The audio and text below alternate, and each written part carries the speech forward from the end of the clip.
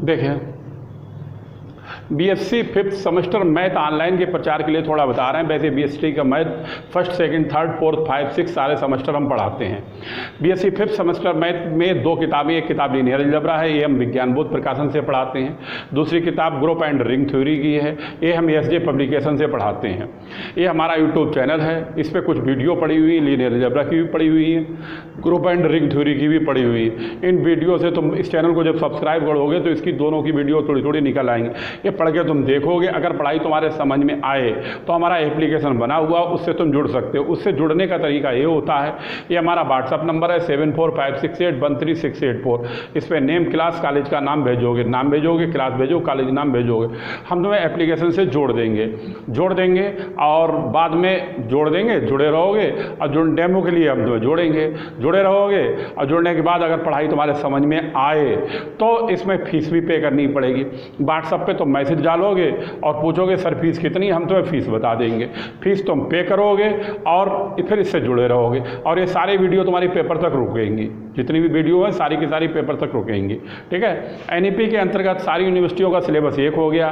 फिर भी अगर किसी को डाउट हो तो हमारे इस पे सिलेबस की भी क्लिप लगी हुई होगी, यानी कि लीनियर अलजेब्रा का भी सिलेबस और ग्रुप एंड रिंग थ्योरी का भी सिलेबस लगा होगा। सिलेबस मिला सकते हो। ठीक है। अगर सिलेबस सेम हो तो पढ़ना चाहो पढ़ सकते हो। ठीक है, बस यही बताना था। देख, कल एग्जाम्पल 1 पेज नंबर 1 पे हमने करा दी थी। एग्जाम्पल 2 लिखी हुई है। इस चैप्टर का नाम है automorphism and automorphism group, chapter number 1। Example 2 कराने जा रहे हैं, इसे सुनो, अभी बता रहा है। अब इस एग्जाम्पल में ये कह रहा है a is any non zero complex number. A कोई भी कॉम्प्लेक्स नंबर है जो जीरो के बराबर भी नहीं है। लिख देते हैं गिवन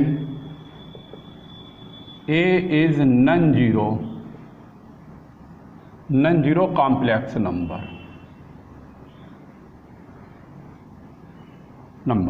आगे कह रहा है सो दैट, और ए फंक्शन दे रखा है, ये डैश नहीं है, ये फंक्शन दे रखा है a of such that c equal c. अब सी इक्वल टू सी है, आगे पढ़ेंगे लिखा हुआ होगा। ये ऑटोमॉर्फिज्म को ही प्रदर्शित करेगा। क्यों? क्योंकि ऑटोमॉर्फिज्म में ये दोनों ग्रुप एक समान होते हैं, ये समान होते, यही ऑटोमॉर्फिज्म की परिभाषा है।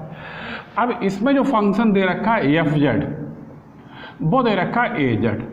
अब आगे कह क्या रहा है, कह रहा is an automorphism is an automorphism, यानी कहने का मतलब है शो करना है ये वाला फंक्शन ऑटोमॉर्फिज्म प्रदर्शित कर रहा है। अब ऑटोमॉर्फिज्म कर रहा है तो ये 3 कंडीशन सेटिस्फाई होनी चाहिए। Number 2, number 3। नंबर 1 1 होना चाहिए, नंबर 2 ऑन टू होना चाहिए, नंबर 3 होमोमॉर्फिज्म होना चाहिए। अगर ये तीनों कंडीशन सेटिस्फाई हो गई तो वो ऑटोमॉर्फिज्म कहलाएगा। अब आगे कह रहा है एडिटिव ग्रुप। एडिटिव ग्रुप का मतलब है ग्रुप की एडिशन वाली प्रॉपर्टी सेटिस्फाई होना चाहिए। इसमें केवल होमोमॉर्फिज्म में होती है। होमोमॉर्फिज्म क्या होता है, जैसे A0B होता है तो A0FB, ठीक, ये 0 नहीं है, ये ऑपरेशन कहलाता है। अगर ये एडिटिव है तो यहाँ पर प्लस आ जाता है, ठीक है। अगर ये मल्टीप्लेक्शन होता है तो यहाँ पर मल्टीप्लेक्शन का चिन्ह आ जाता। आप ए कॉम्प्लेक्स नंबर, और सी यहाँ पर किसको प्रदर्शित कर रहा है, कॉम्प्लेक्स नंबर। तो कहने का मतलब है ये क्वेश्चन ऑटोमॉर्फिज्म तब कहलाएगा जब यहाँ पर ये तीनों कंडीशनें सेटिस्फाई हों। अब हम ये तीनों कंडीशनें यहाँ पर सेटिस्फाई करने जा रहे हैं। अगर ये तीनों सेटिस्फाई हो जाती हैं तो ये क्वेश्चन हमारा किसका कहलाएगा ऑटोमॉर्फिज्म का कहलाएगा। ठीक है। अब नंबर 1 लिखो, अभी तो दिया हुआ नंबर 1। सबसे पहले हम इसमें 1 प्रूव करने जा रहे हैं। लिखते हैं एफ इज 1 में क्या होता है, ए के सारे एलिमेंट, यानी कि पहले ए के सारे एलिमेंट किससे रिलेटेड हों, बी से। तो क्या कहलाएगा, बन बन। यानी कहने का मतलब है एक के कोफिशिएंट दूसरे के कोफिशिएंट के बराबर हो, यानी x बराबर y हो, तो वो बन बन कहलाएगा। उसमें हमें दो फंक्शन की जरूरत पड़ेगी, तो यहाँ पर दो फंक्शन की जरूरत पड़ी। फंक्शन है एफ जेड, तो एक हम एफ जेड वन मान लेते हैं, एक एफ जेड टू मान लेते हैं। अब ए भी तो हमें मालूम होगा।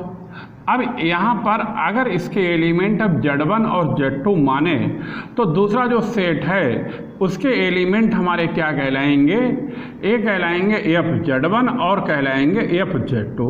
इस सेट के एलिमेंट ए कहलाएंगे। अब ए रिलेटेड होगा, ए कहलाएगा डोमेन और ए क्या कहलाता है, कोडोमेन। ए कहलाता है कोडोमेन, जैसा तो मैं बता चुके। तो लिखेंगे एफ Z1 और F Z2 be two element of codomain. F Z1 comma F Z2 are two element of codomain. और एक ये जो सेट है वो किस नंबर का है, कॉम्प्लेक्स का है, इसलिए आप सी यानी कॉम्प्लेक्स नंबर का हो गया। अब यहाँ पर अगर एक कोडोमेन ए बन बन प्रूव करना है तो इसमें क्या है, दोनों एलिमेंट आपस में बराबर होना चाहिए। बराबर होना चाहिए कौन कौन से, एफ Z1 बराबर होना चाहिए एफ Z2। बात समझ में आई।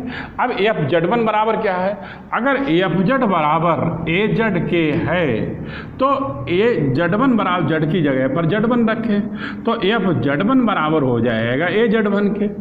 तो ए तो आ गया ए Z1। अब इसी तरह एफ Z2 निकालने के लिए जेड की जगह पर इसमें Z2 रखें, तभी एफ Z2 बराबर हो जाएगा ए Z2, तभी ए आ जाएगा ए Z2।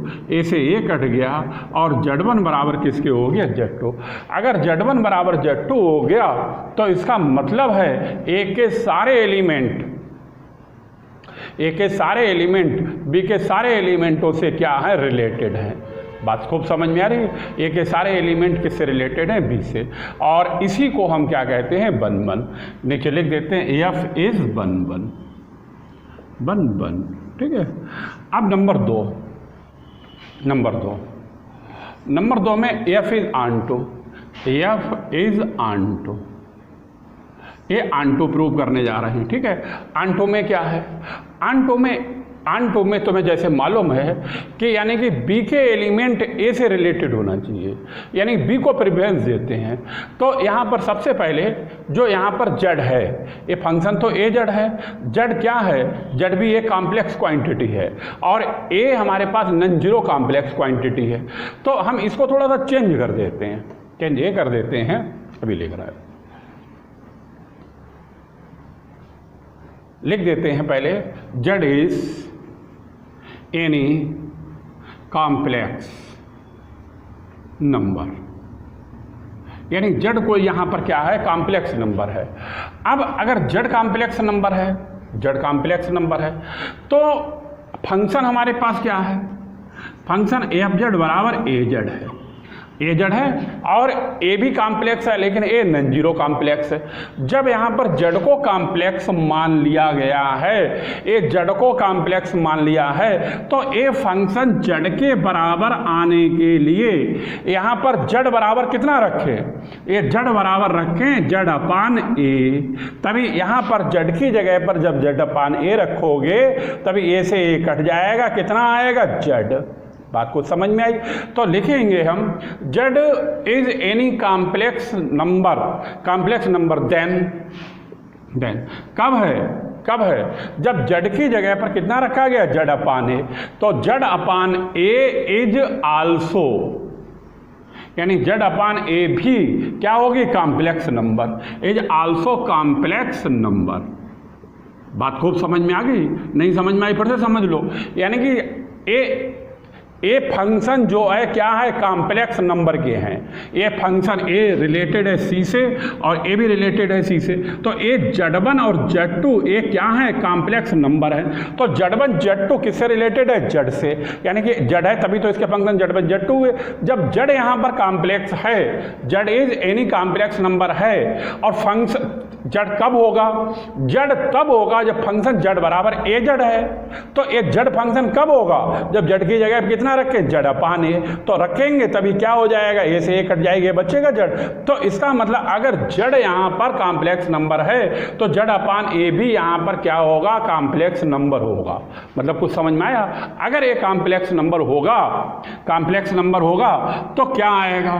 अब निकालें एफ जड़ अपान ए बराबर जड़ के आना चाहिए। देखो एफ जड़ बराबर ए जड़ के है और पुटिंग करें यहाँ पर, पुटिंग जड़ बराबर जड़ अपान ए, तभी एफ आएगा जड़ अपान ए और ए आएगा जड़ अपान ए से ए कट जाएगा, ए बराबर किसके आ जाएगा? जड़ के। अब इसका मतलब क्या हुआ? अगर यहाँ पर जड़ कॉम्प्लेक्स नंबर है तो जड़ अपान ए भी कॉम्प्लेक्स नंबर को प्रदर्शित कर रहा है। जब कर रहा है इसे फंक्शन, जब ये फंक्शन कॉम्प्लेक्स को प्रदर्शित कर रहा है, फंक्शन का मतलब हो गया बी वाला सेट, यानी कि कहने का मतलब है कोडोमेन का सेट। अब कोडोमेन का सेट जब इससे रिलेटेड होता है तभी ये क्या कहलाता? ऑनटू। और इसी का मतलब हो गया हेंस फंक्शन इज ऑनटू। ठीक, यही प्रूव करा रहा है। ये दो पार्ट होगा, तीसरा रहेगा वो भी हम तुम्हें बताने जा रहे हैं, उतार लो इसे। तीसरा है होमोमॉर्फिज्म का।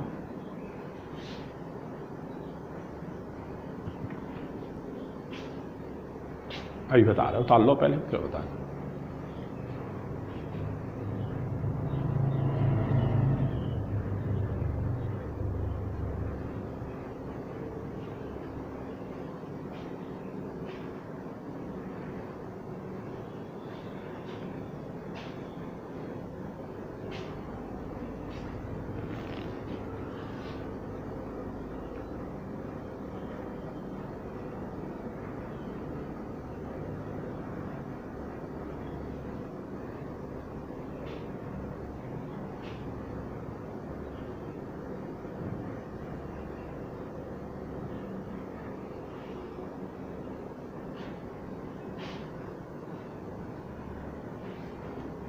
ठीक, बताएं।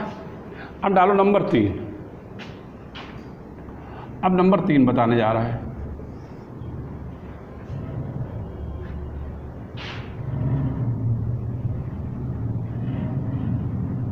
लाओ इसे भी हटा दो, समझाना पड़ेगा थोड़ा, इसलिए समझ लो। अब नंबर 3, दो कंडीशन पूरी होगी। Number 3, F is homomorphism, is homomorphism, यानी कहने का मतलब है फंक्शन जो है वो क्या हो? होमोमॉर्फिज्म हो। अब होमोमॉर्फिज्म क्या होता है?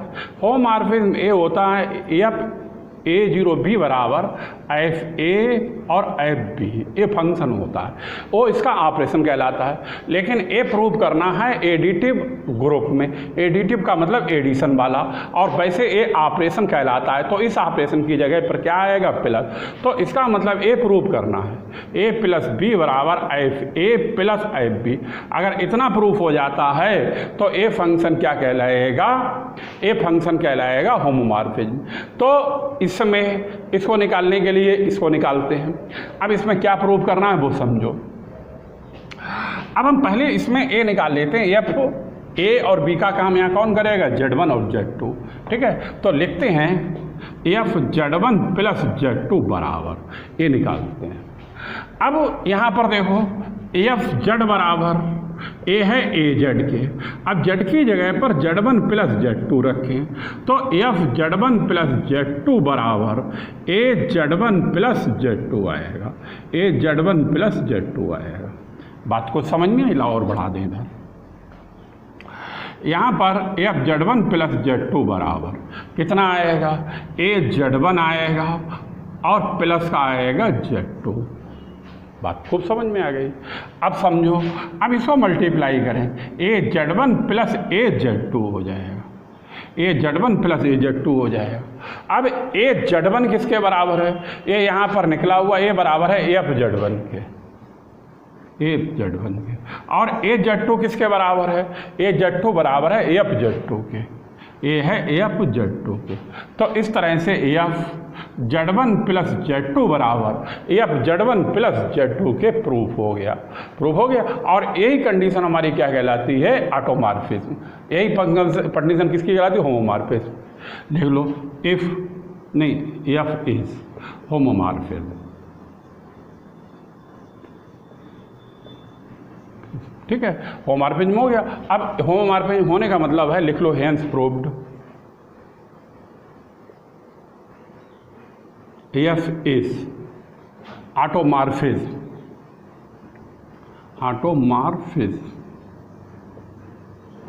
ऑफ कॉम्प्लेक्स नंबर, ठीक। उतार लो, फिर आगे बताएं। समझ में आ गया होगा, खूब अच्छी तरह से उतार लो इसे।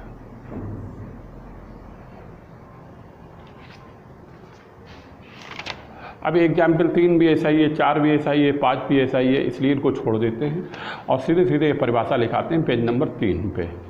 थ्योरम है, पेज नंबर 3 पे है, उतार लो तो भी बिगाड़ है। थ्योरम है पेज 3।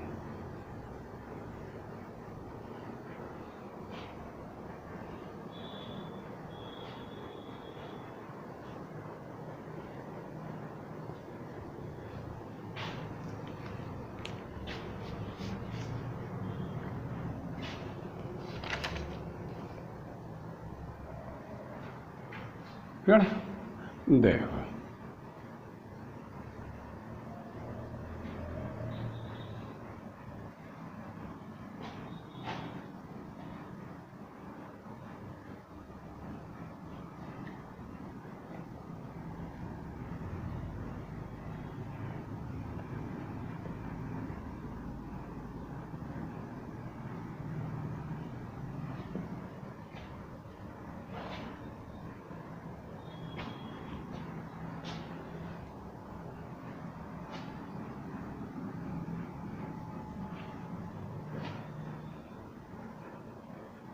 अब देखो,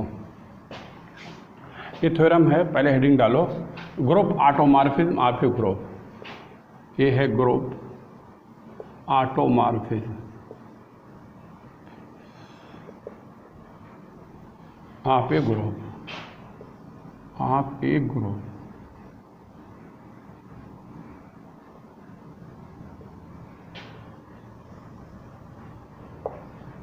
अब डालो theorem.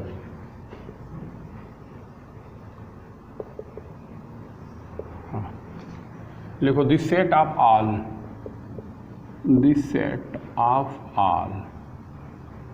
Automorphism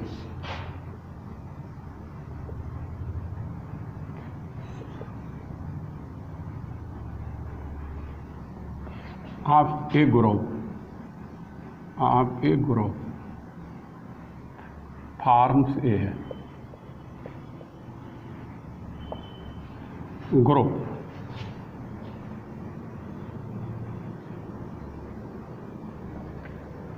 under the composite composition,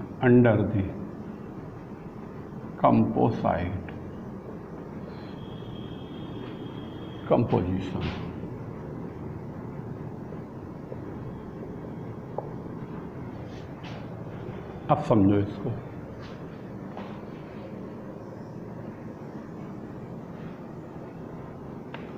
हाँ, अब इसमें क्या कह रहा है वो समझो। इसका नाम है group automorphism of a group. इस थ्योरम को इस नाम से जानते हैं। अब थ्योरम का क्या मतलब है, कह रहा है set of all automorphism of a group, यानी कि ऑटोमॉर्फिज्म सेट के सेट जो है, ऑटोमॉर्फिज्म का जो सेट है, कह रहा ऑफ ए ग्रुप, वो किसका सेट है, ग्रुप का है। यानी जो भी एलिमेंट माने जाएंगे वो किसके माने जाएंगे, ग्रुप के माने हैं। जैसे हम कोई भी 2 एलिमेंट मान लें, मान लो एफ और जी मान लिया, वो अगर ऑटोमॉर्फिज्म हैं तो वो किसके एलिमेंट कहलाएंगे, जी के। मतलब समझ में आ गया, ठीक। अगर हम 2 एलिमेंट यहाँ पे ले लें, एफ मान लो, एफ और जी मान लिया, ये दोनों एलिमेंट किसके सेट हैं, ऑटोमॉर्फिज्म के हैं, लेकिन ये एलिमेंट किसके कहलाएंगे, ग्रुप के कहलाएंगे। फॉर्म ए ग्रुप, यानी ये किसकी फॉर्म में है, ग्रुप की, अंडर दी कंपोसाइट कंपोजिशन। अब इसको यहाँ पर प्रूव करना है, ग्रुप के लिए एक कंपोसाइट कंपोजिशन प्रदर्शित कर रहा है। एक कंपोसाइट क्या होता है, जैसे एफ और जी दो ले लिए तो एफ ओ जी इस तरह से लिखे हुए फंक्शन को कंपोसाइट फंक्शन कहते हैं या कंपोसाइट कंपोजिशन भी कहते हैं। और पढ़ते इसको ऐसे हैं, एफ आप जी, या जैसे जियो एफ लिखा हुआ है तो जी आप एफ कहते हैं, जी आप एफ, समझ में, एफ पढ़ने का। और ए फंक्शन हमारा क्या कहलाता है, कंपोसाइट। अब तुम समझो हमें क्या निकालना है, कह रहा set of all automorphism of a group. ला पहले लिख दें इन दो के लिए, तो थोड़ा थोड़ा लिखते भी चलें जिससे समझ में आ जाए। जैसे मान लो हमने मान लिया लेट एफ एंड जी, ये एफ और जी क्या है, F and G are any two automorphism, ये दोनों हमारे पास किसके हैं function, are any two automorphism. ये किसके फंक्शन है, ऑटोमॉर्फिज्म के हैं। और किसमें हैं, आप ग्रुप जी, ये किसके एलिमेंट हैं, ग्रुप जी के। बात समझ में आई। अब इसके आगे थोड़ा बताएं या पहले ये बताएं, लाओ इसी बताते थोड़ा सा। अगर एफ और जी दो एलिमेंट ऑटोमॉर्फिज्म के हैं, ऑटोमॉर्फिज्म के हैं, तो एफ और जी बन भी होगा और एफ और जी ऑन2 भी होगा। यहां पे लिख सकते हो सिंस एफ कामा जी, एफ और जी ए आर क्या हैं, होंगे बन भी होंगे, ये दोनों बन भी होंगे। क्या बन मैपिंग के होंगे, बन मैपिंग को भी प्रदर्शित करेंगे आप जी की, ग्रुप की। बात समझ में आई। यानी किसके लिए, अपने लिए, टू इटसेल्फ। अब अगर ये बन मैपिंग प्रदर्शित कर रहे हैं तो यहाँ पर लिखना किसमें, कंपोसाइट में लिखना है। तो कंपोसाइट में लिखना है तो इसका कंपोसाइट इसका क्या कहलाएगा, इसका कहलाएगा एफ ओ जी। अब अगर एफ और जी बन मैपिंग को प्रदर्शित करते हैं स्वयं के लिए, तो इसका मतलब F O G is also one mapping of G. यानी कि इसका मतलब एफ ओ जी भी हमारा किसको प्रदर्शित करेगा, बन मैपिंग के लिए। मतलब समझ में आ गया। इज आल्सो, ए भी किसको प्रदर्शित करेगा, आल्सो बन। इधर लेके इज आल्सो बन मैपिंग आप जी, यानी एक किसको प्रदर्शित करेगा, बन मैपिंग आप जी के लिए। अब ए मतलब अगर बन को तो प्रदर्शित करेगा, लेकिन और किसको प्रदर्शित करेगा, ऑन2 के लिए भी। अच्छा, आप जी यहाँ पर ऑन2 रह गया, यानी कि जी ऑन2 जी, और यहाँ पे लिख देते ऑन2 इटसेल्फ। ठीक है। अब ये बन मैपिंग आप जी हो गया, बन मैपिंग आप जी हो गया।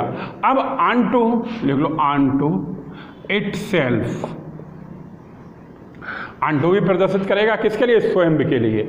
और तो दो कोई भी एलिमेंट मान लेते हैं, if a comma b belong g. फिर से इस बात को समझ लो, कह रहा है एफ और जी, यहाँ पर दो एलिमेंट लिए एफ और जी, यानी टू एलिमेंट ऑफ ऑटोमॉर्फिज्म आप ए ग्रुप जी के हैं।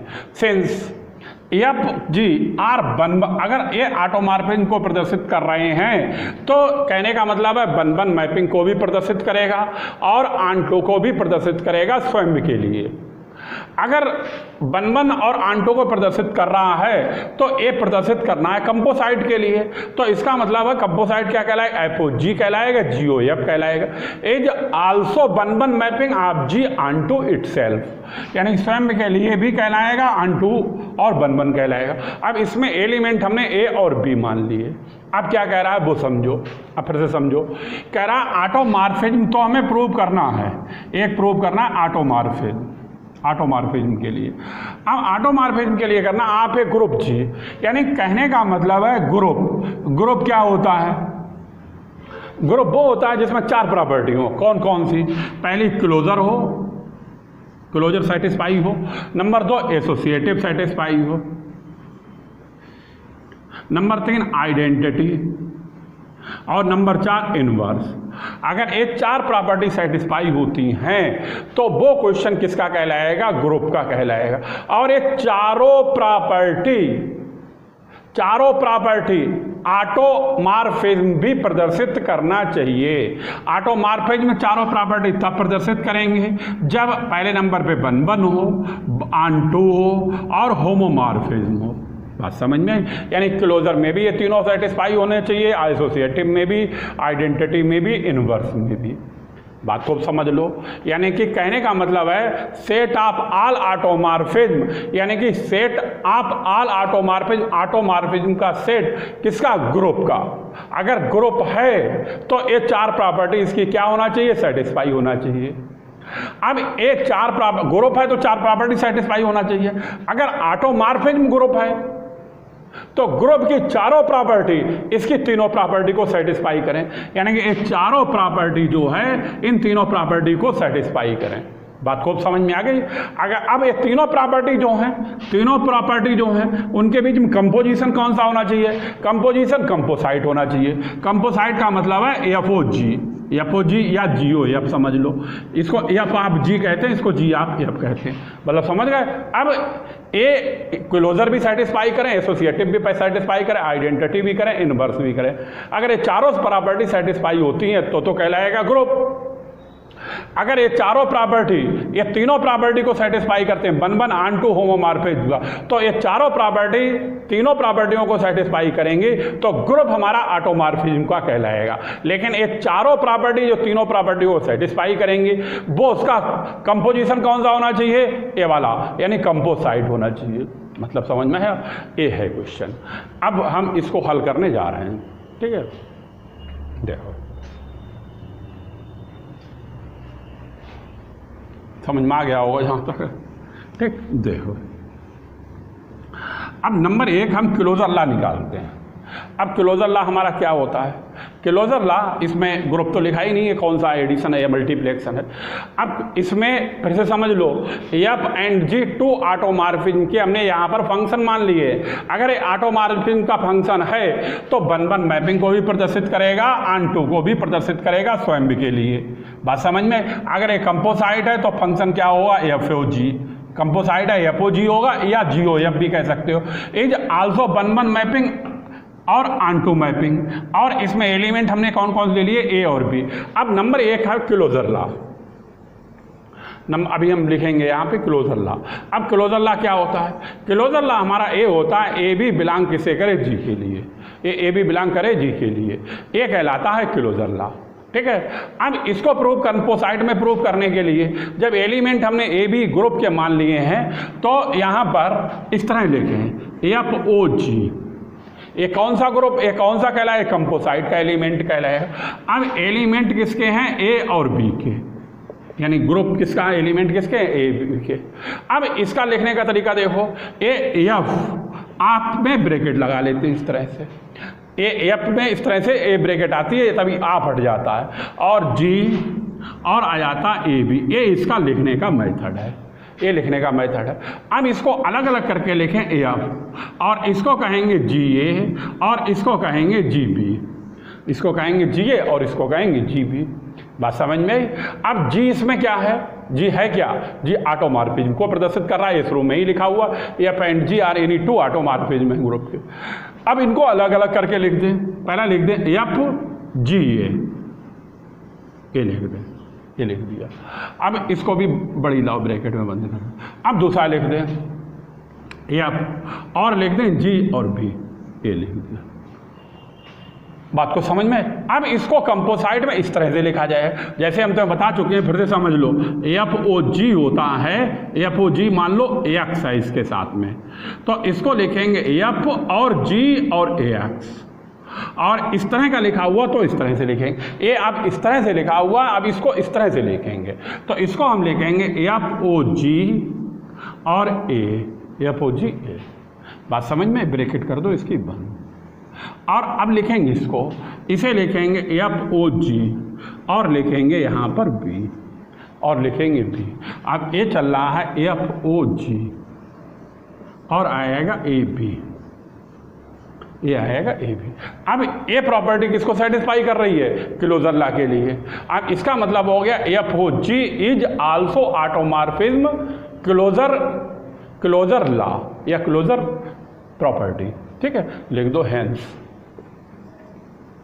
F O G is also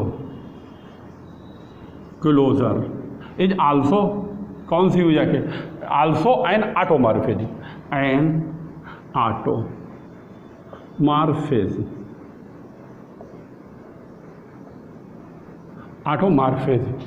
automorphism आगे लिखो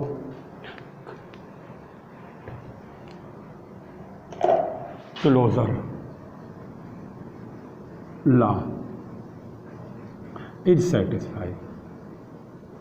ठीक, अब दूसरे नंबर पे निकालें। नंबर 1 हो गया, नंबर 2। अब नंबर 2 में क्या है? नंबर 1। अब नंबर 2 यहाँ पर छोटा सा है, इसलिए हम तुम्हें यहीं पे बता देते हैं। हाँ, नंबर 2 में एसोसिएटिव लॉ। अब इसे समझो। अब एसोसिएटिव लॉ, एक कंपोसाइट जो एलिमेंट होते हैं, ये ध्यान रखना हमेशा के लिए, कंपोसाइट एलिमेंट जो हैं वो हमेशा एसोसिएटिव भी होते हैं और आइडेंटिटिकल भी होते हैं। क्यों होते हैं? अब एसोसिएटिव होता क्या है? एसोसिएटिव ए होता है ए बी सी बराबर ए बी सी, और ए ब्रैकेट इधर आती है, ए ब्रैकेट इधर आती है। जैसा जियो एफ, ए होता है एफ ओ जी और जियो एफ होता है। ये दोनों एलिमेंट आपस में यहाँ पर बराबर हो जाते हैं, इसलिए यहाँ पर ये नियम जो है, यानी कि कंपोसाइट अगर एलिमेंट है तो एसोसिएटिव होगा ही होगा और आइडेंटिटिकल भी होगा ही होगा। तो लिख देते हैं फ्रॉम द फैक्ट, ठीक, यानी तथ्य से, कंपोसाइट ऑफ मैपिंग लाओ इधर बढ़ा दें थोड़ा सा, composite of mapping are always associative.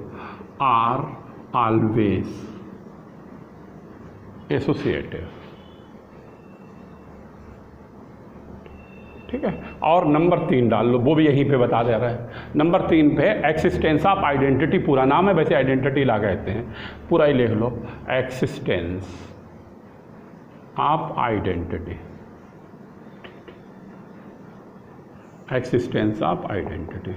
ठीक है, अब आइडेंटिटी लॉ क्या होता है ये भी तुम्हें बताएं।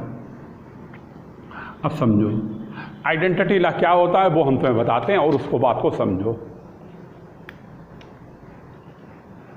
आइडेंटिटी एज ए मिरर का काम करती है। मिरर का मतलब होगा शीशा, जैसे शीशे में जो देखें वही तो दिखाई पड़ेगा, वही आइडेंटिटी लॉ होता है। जैसे हम x + 0 करें और a = 0 + x = x को आया, x ए कौन सा कहलाएगा? एडिशन वाला आइडेंटिटी लॉ कहलाएगा।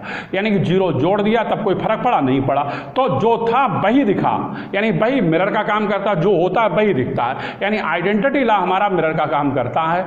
इसीलिए, और इसमें ये हो गया एडिशन, और मल्टीप्लेक्शन क्या होता है? x × 1 लेके किसके बराबर आएगा? x, यानी कि ए भी आइडेंटिटी लॉ कहलाएगा, ए भी कहलाएगा आइडेंटिटी, ए एडिशन का, ए मल्टीप्लेक्शन का है। इसीलिए यानी कि इसीलिए कहा जाता है ये आइडेंटिटी हमेशा मिरर का काम करती है, क्योंकि इसको जोड़ने से इसमें 0 आइडेंटिटी का काम करता है, इसमें 1 का करता है। 0 को जोड़ने पर कोई फर्क नहीं पड़ता है, 1 से मल्टीप्लाई करने से कोई फर्क नहीं पड़ता है। इसीलिए एक्सिस्टेंस ऑफ आइडेंटिटी जो है वो कंपोसाइट एलिमेंट का जो है ऑलवेज सेटिस्फाई होता है।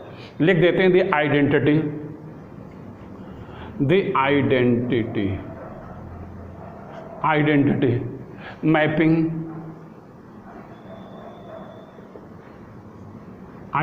Mapping is always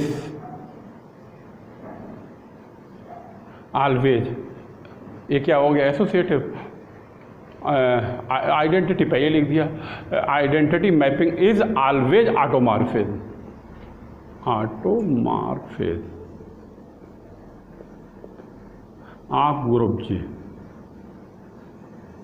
group g. ठीक है, नोट कर लो। अब नंबर 3 इन्वर्स आया, नंबर चार इन्वर्स आया। अगर इन्वर्स भी सेटिस्फाई हो जाता है तो हमारा प्रूफ हो जाएगा कि ए कंपोसाइट एलिमेंट किसको प्रदर्शित कर रहा है, automorphism of a group from A group. ठीक, लिख लो इसे तभी हम प्रूफ करें।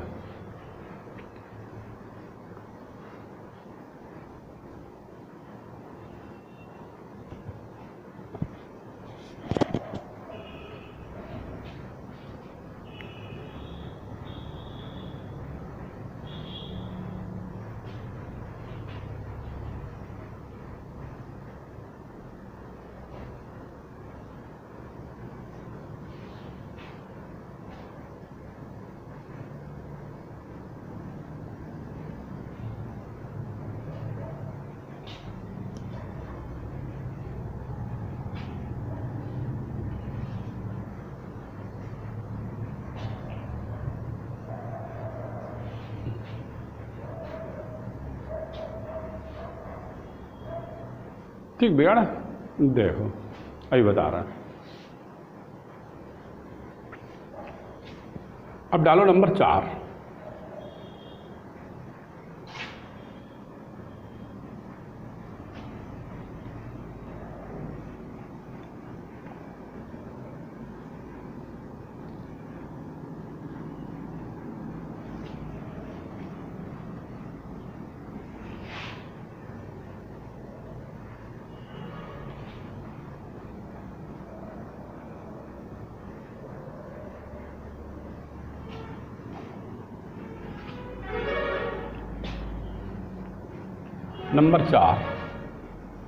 नंबर 4 है एक्सिस्टेंस ऑफ, यानी कि चौथी रह गई, ये कौन सी रहेगी, इनवर्स, एक्सिस्टेंस ऑफ इनवर्स,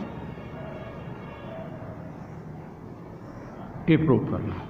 अब जैसे तुम्हें बताया गया ये ऑटोमॉर्फिज्म को प्रदर्शित कर ही रहा है एफ और जी, तो एफ हमारा क्या है, एफ इज ऑटोमॉर्फिज्म ऑफ क्या कहलाएगा, जी। तो लिख देते हैं, पहले लिख लें, थोड़ा थोड़ा लिखते चले। एफ क्या है, इज ऑटोमॉर्फिज्म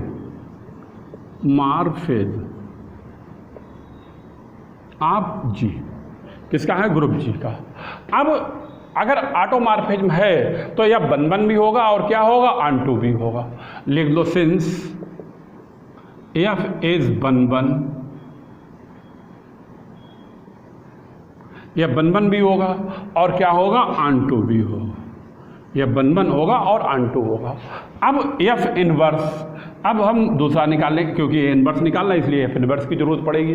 भाई इनवर्स ला क्या होता है, inverse law A into A inverse बराबर एलिमेंट आना चाहिए, चाहे ई आ जाए। ए इनवर्स ला हमारा कहलाता है, ए इनवर्स ला कहलाता है मल्टीप्लिकेशन का, तो इसलिए एफ है तो एफ इनवर्स की भी जरूरत पड़ेगी। अब अगर एफ ऑटोमॉर्फिज्म को प्रदर्शित कर रहा है तो एफ इनवर्स भी हमारा किसको प्रदर्शित करेगा, ऑटोमॉर्फिज्म के लिए। जैसे ए प्रदर्शित कर रहा है किसी एलिमेंट को तो ए इनवर्स भी करेगा।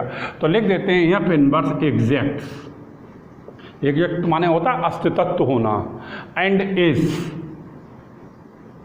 यानी इसके सारे एलिमेंट, यानी कि इसका पूरा अस्तित्व किस में होगा, एफ में होगा। एंड इज आल्सो बन, ये भी हमारा क्या होगा, बन भी होगा और क्या होगा, ऑन भी होगा, और क्या होगा, ऑन भी होगा। अब बन और ऑन होगा, जैसे हमने पिछली बार लिखा था, ध्यान होगा क्लोजर में, ए भी बिलोंग किसे करेंगे, जी के लिए। अगर ए भी बिलोंग जी को करेंगे तो इसमें 2 एलिमेंट की जरूरत पड़ेगी। अब ये दूसरे और मान लेते हैं, देयर एग्जैक्ट लिख लेते हैं, सी डी, ए भी बिलोंग किसे करेगा, जी के लिए। ठीक है, अब हम एफ इनवर्स ए लिखें, एफ इनवर्स ए, और इसको मान लें ये किसके बराबर है, सी के। ये मान लें किसके बराबर है, सी के। तो इसका मतलब ए इधर जाएगा तो एफ सी बराबर किसके हो जाएगा, ए के। तो इसका मतलब ए हो गया, एफ सी बराबर किसके हो गया, ए के। इसी तरह से एफ इनवर्स बी, अगर ए बराबर हम मान लें एक इसका एलिमेंट है डी का, तो यहाँ पर एफ डी ए बराबर किसके हो जाएगा, बी के। ए बराबर हो जाएगा बी के। अब हमें निकालना क्या है, अब निकालना F inverse A B, F inverse A B. अब इसको लिखें तो एफ इनवर्स ए बी, अब इसको अगर लिखें तो एफ इनवर्स आएगा, और एक ही वैल्यू रखें, ए की वैल्यू रखें, ए की वैल्यू क्या आएगी एफ सी, और बी की वैल्यू रखें ये क्या आएगी एफ डी, ये क्या आएगी एफ डी। मतलब समझ में आया। अब इन दोनों को अगर हम एक साथ लिखें तो ये कहलाएगा एफ सी डी। अगर इन एफ सी और एफ डी को एक साथ लिखें तो क्या कहलाएगा एफ सी डी। ठीक है, अब इसको हम इधर लिख लें तब तुम्हारे समझ में आएगा। समझ में क्या आएगा, वहाँ समझाने में दिक्कत आएगी हमें। इसको हम यहाँ पर रिपीट कर लेते हैं, एफ इनवर्स और एफ और सी और डी, ये लिख लिया इस तरह से।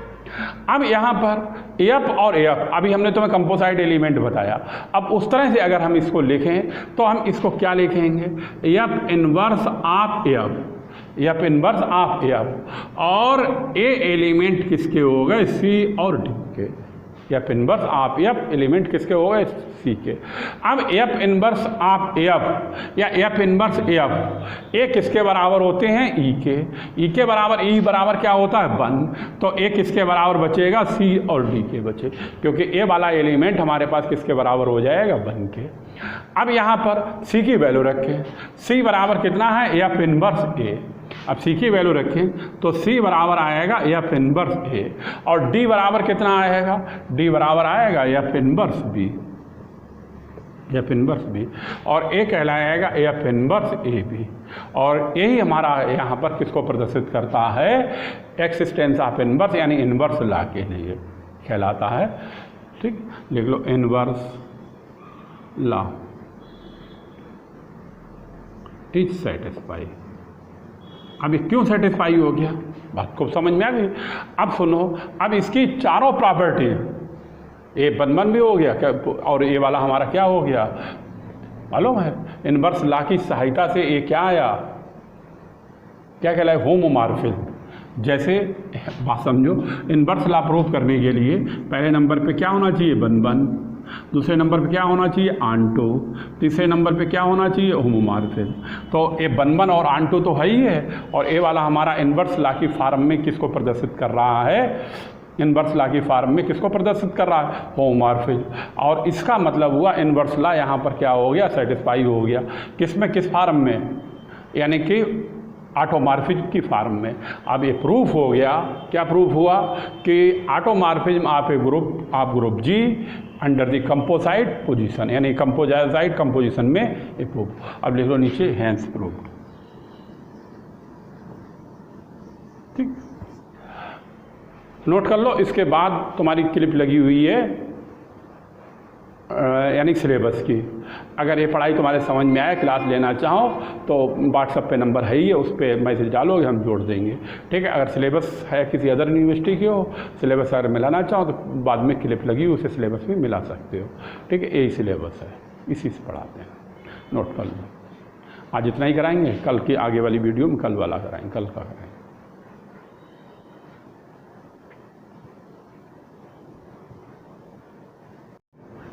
देखें, ये लीनियर अलजेब्रा की सिलेबस की क्लिप लगी हुई है। लीनियर अलजेब्रा के सिलेबस में ये 4 यूनिटें हैं, ये 4 यूनिटें हैं। एनईपी के अंतर्गत सारी यूनिवर्सिटियों का सिलेबस एक हो गया।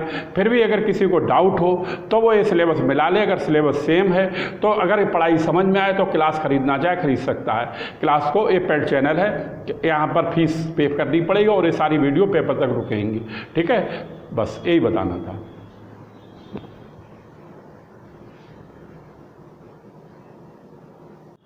देखें, इस किताब का नाम है ग्रुप एंड रिंग थ्योरी का सिलेबस पूरा लगा हुआ है। यूनिटें 4 हैं, 1 2 3 4, चारों यूनिटों का पूरा सिलेबस लिख दिया हमने। ठीक है, ये हमने इसलिए लिख दिया है, एनईपी के अंतर्गत वैसे तो सारी यूनिवर्सिटियों का सिलेबस एक हो गया, लेकिन फिर भी किसी को अगर डाउट हो सिलेबस के बारे में कि हमारा सिलेबस चेंज तो नहीं है, इसीलिए हमने सिलेबस लिख दिया है और अपना सिलेबस मिला सकते हो। अगर सिलेबस सेम है तो पढ़ना चाहो तो पढ़ सकते हो। उसके लिए क्लिप में व्हाट्सअप नंबर लगा हुआ है और वो उस पर मैसेज भेजोगे, बाकी सब कुछ बताया जा चुका है, उसी तरह से ठीक जुड़ना है। ये पेड चैनल है, ठीक है, बाकी तो सब कुछ तुम्हें मालूम नहीं है।